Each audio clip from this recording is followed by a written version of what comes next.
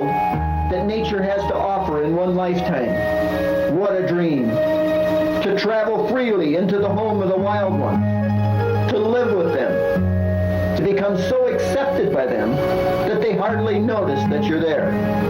That is not only my dream, that's my goal. I'm wildlife photographer Bill Porter, and I'll take you there. I walked on the mountain and down by the sea. There I saw the man who shared this world with me. We shared this world with wild ones, that's the way it's meant to be. We're also meant to save them, that's the power in you and me. I wandered down the valley, crossed to the other shore. There's wildlife all around us, birds and bees and so much more. We're always going to take some, that's the way it's meant to be. We're also meant to save them, that's the power in you and me. Well, I woke up to the sunrise, stood there at sunset too. Still I saw the wild ones, wish you had been there too. For with one touch of nature, the whole world had become kin. This message all around us, that's the way it's always been. Wildlife Unlimited Foundation, thanking you for doing your part to keep our wildlife unlimited.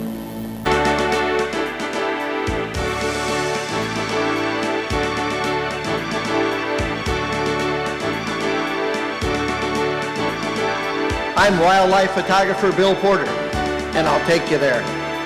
Sometimes they're cute. Sometimes they're beautiful. Other times they're simply amazing. But it's always exciting in the wonderful world of the wild ones.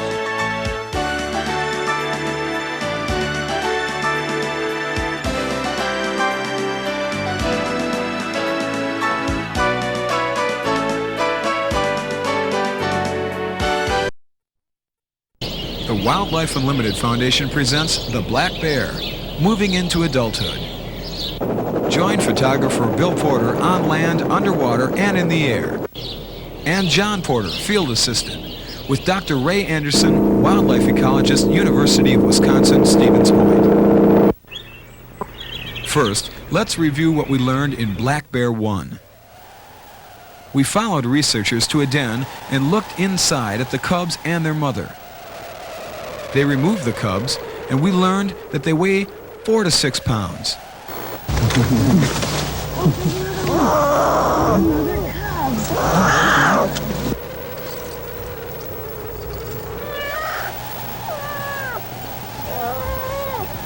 They also weighed the sow, about 250 pounds. The researchers also pulled a non-functional tooth to be used in aging the bear.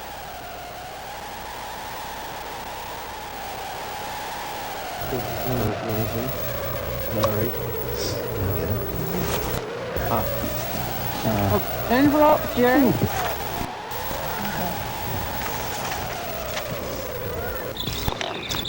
We also found out that the cubs grow fast, from only a few ounces and hairless when they are born in winter to 4 to 6 pounds when we visited the den late in winter and to 20 pounds later in June.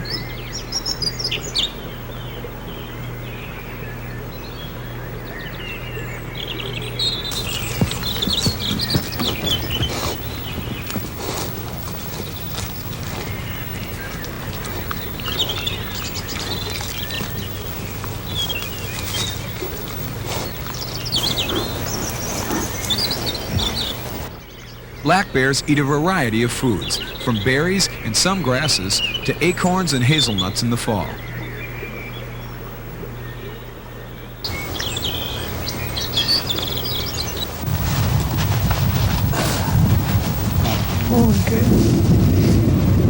We visited a den that had yearling cubs with their mother.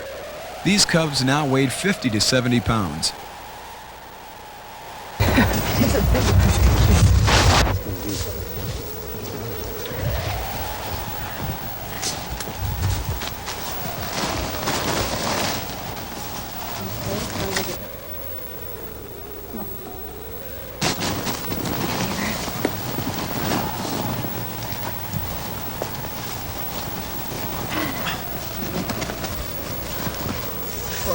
Radio tags were put on the yearlings, as the cubs are now called. Just keep doing with the... Oh, forget the picture. In late June, the yearlings are cast off by the sow and had to live on their own.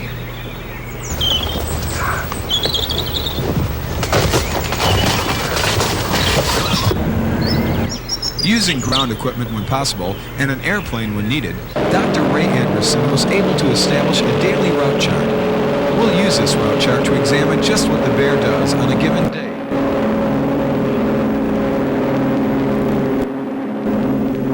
Now let's watch an adult bear in late June and follow it with the help of the route chart for a typical day.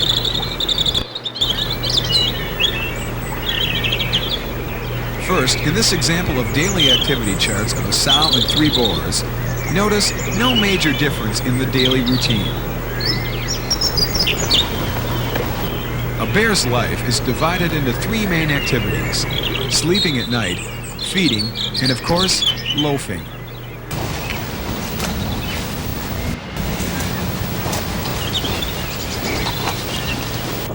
Summertime swims may be enjoyable, but also help cool a bear.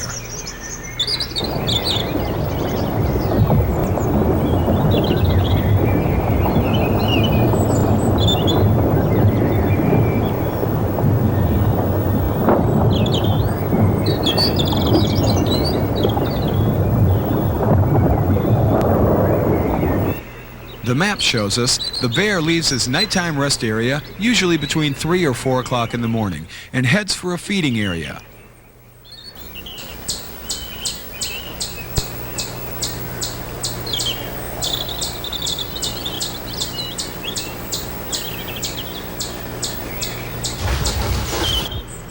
This open area provides a lot of food for the bear.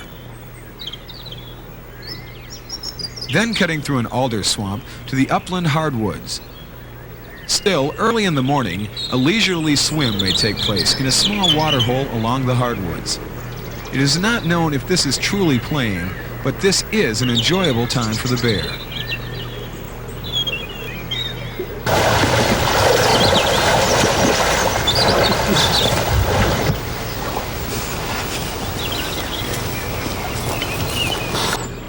When the bear leaves the water, a young raccoon that has strayed a little too far from its mother lets him know he can play rough too. But the bear is not really interested in the coon. Off into the hardwoods for more loafing and eating.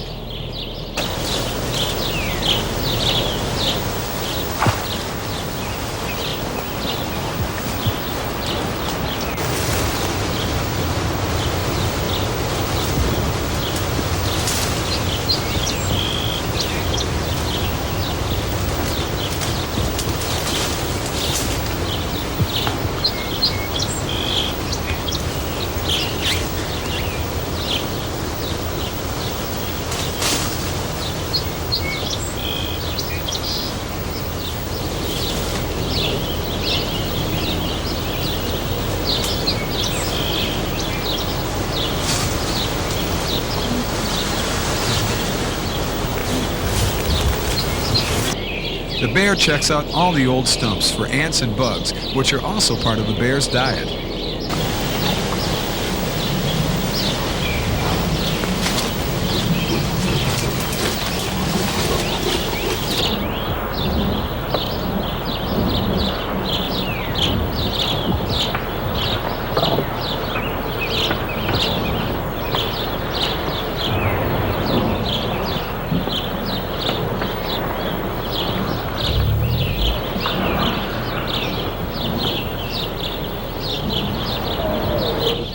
Bears are very curious and must check out everything. This one almost bit the camera. With few enemies except for man, bears seldom seem to be in a hurry. Their mission in life seems to be eat and enjoy life. Everything is interesting, therefore life is interesting. Maybe we can learn something from them.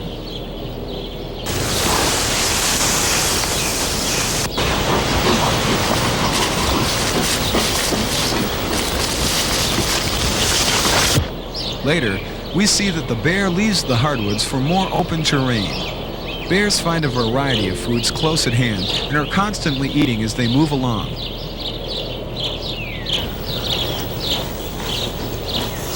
Like wild strawberries.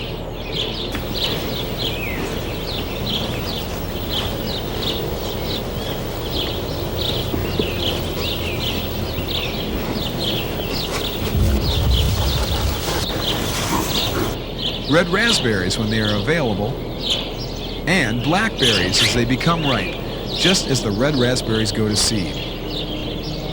But it is the acorns and hazelnuts that make up the larger part of their diet when available. Always eating and moving in a zigzag line, then through a pine plantation on the edge of the swamp,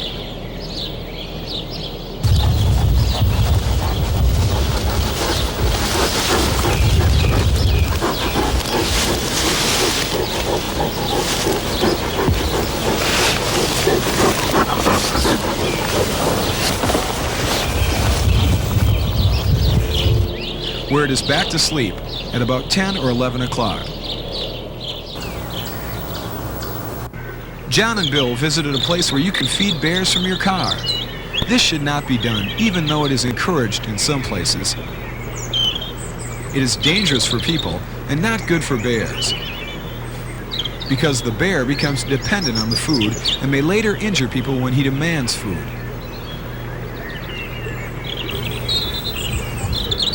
As a general rule, bears want to live in peace, and even bears which we refer to as nuisance bears are only doing what is normal. They are looking for food, not man.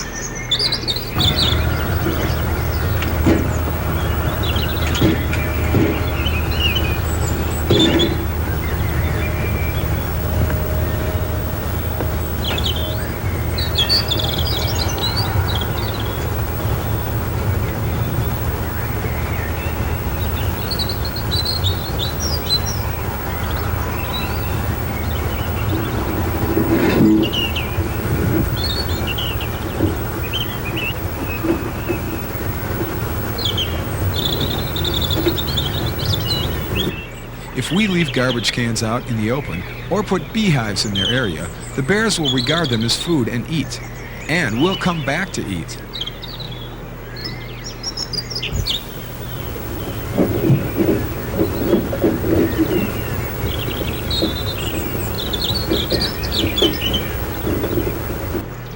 It has been noted that some young domestic animals have been killed by bears.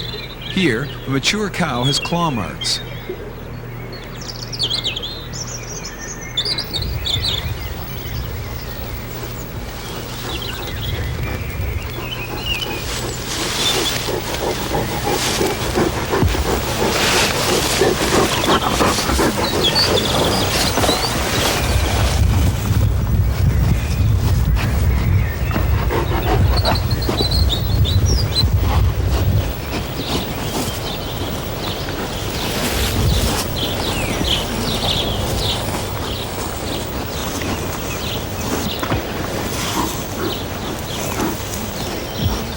Part of a cornfield has been destroyed.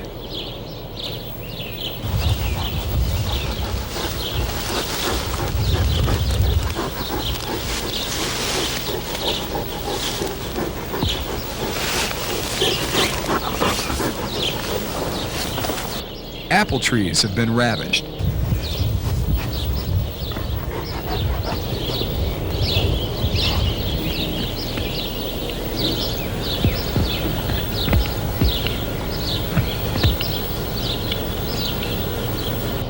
The point is, they are doing what they should do, eating food, but it conflicts with us, so we call it a nuisance. Catching them and moving them has not proved to be the answer. A bear was moved from here to here, and it returned along this route back to its home range. Too often killing them has become the answer. Maybe we need to take more care in what we're introducing to their area. Putting an electric fence around beehives, for example, has reduced this from 70 to 80%. But more ways must be found. They're just not the terror of the woods, as many believe. Don't get me wrong, however. Don't get between a mother and her cubs. And as well as with all other wildlife, don't try to catch or feed the animal, regardless of sex. Remember, they are wild in nature, and they will react to what's happening around them. Remember also that these are research people that you've seen on the show, trained and carefully supervised by Ray Anderson. So don't try anything like this yourself, or to get too close. Bill wants to share an unusual experience with you.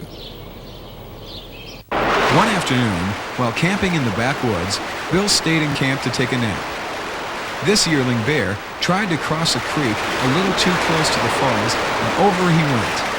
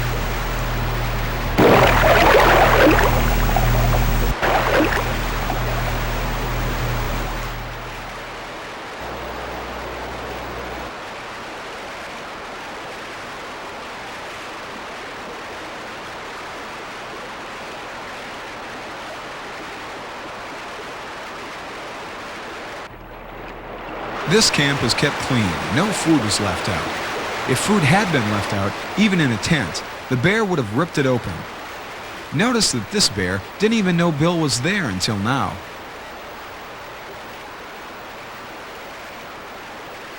It is very possible that food was left here by a previous camper, and the bear returned here for more food now that Bill was here.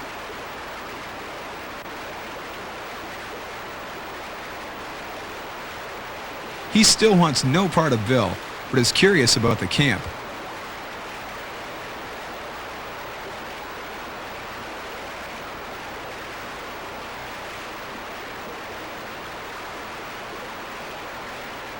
Especially the tackle box. It smells of fish.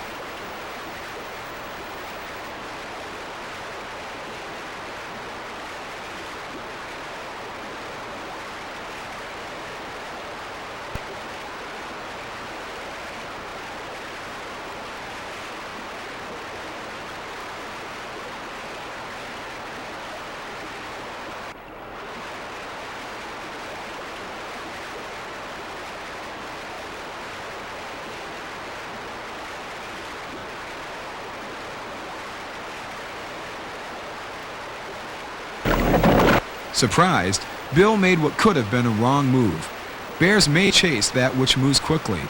Fortunately, Bill scared him as much as the bear scared Bill, and they both went in different directions.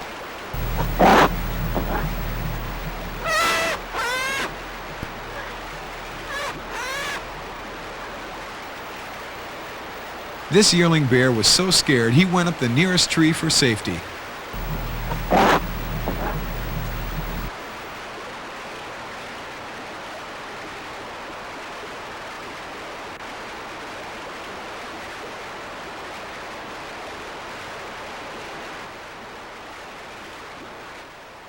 Notice that even with the visit from the bear, there was no damage to the campsite because there was no food left out to tempt the bear.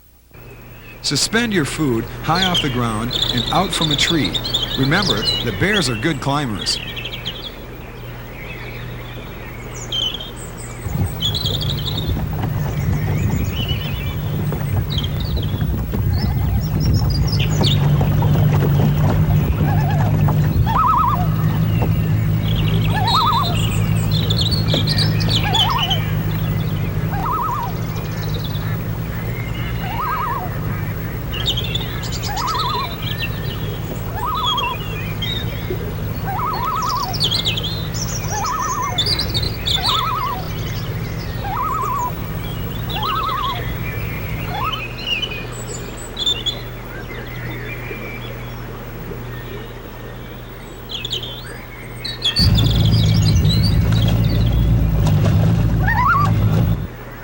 This loon is telling the fisherman that he's getting a little too close to his chick.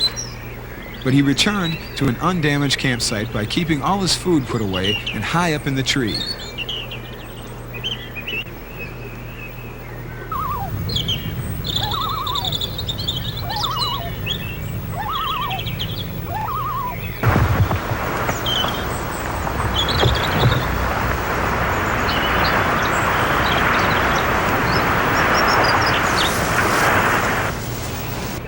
With these simple precautions, bears will be less likely to visit your camp.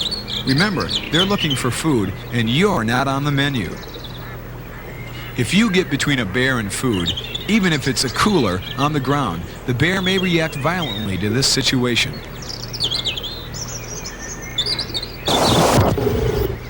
We have found out much about the black bear, even though we do very little habitat management, and still don't know enough about their habitats. But we could. It would be just a matter of managing habitat for that which they prefer.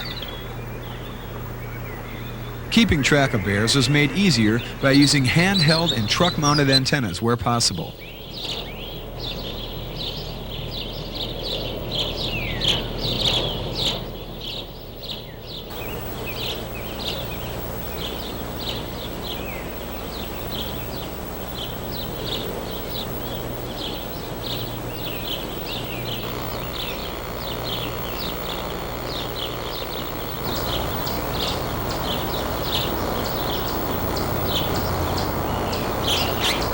Cutting the forest, even clear-cutting, doesn't seem to bother the bear.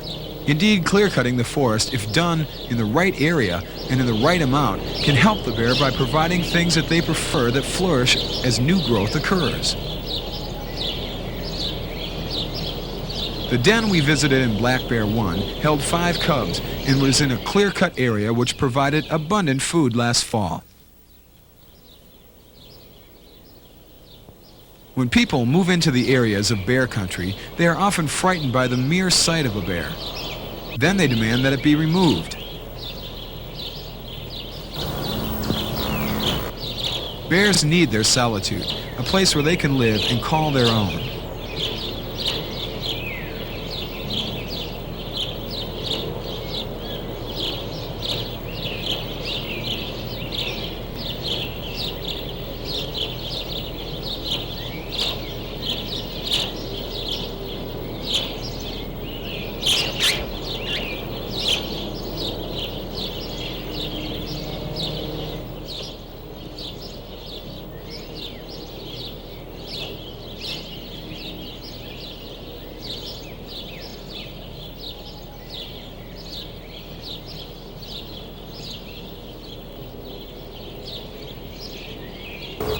The North American black bear still inhabits much of the large forest lands in North America, but we are whittling down its range. Man moves in, sets up his rules, and the bear doesn't understand that man's belongings are not his. He believes that all food is there for the taking, thus the conflict. Man calls him a nuisance and gets rid of the bear.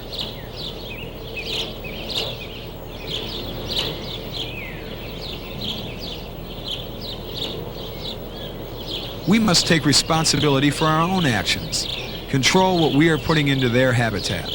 Then we will be able to live in harmony with the wild ones.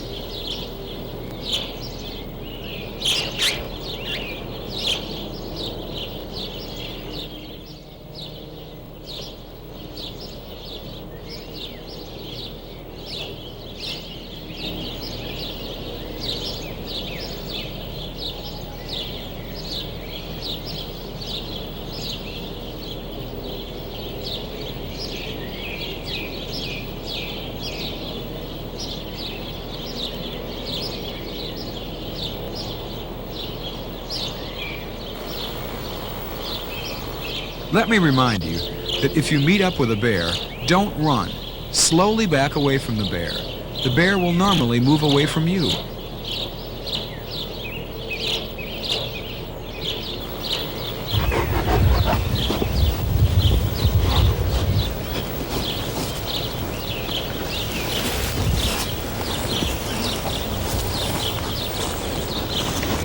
Bears normally chase that which moves quickly. So do as I say, not as Bill did. Don't run. Move away slowly.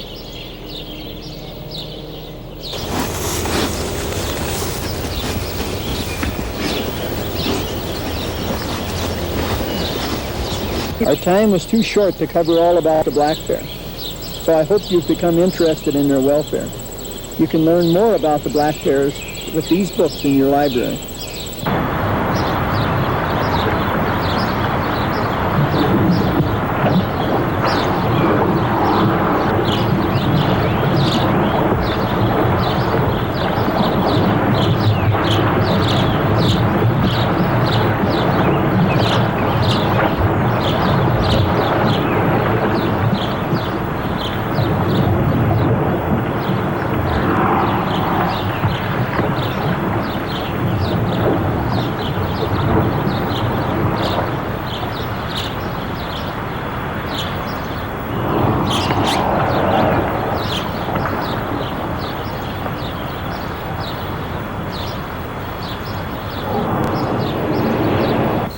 I'm photographer Bill Porter, asking you to help me keep the wildlife unlimited.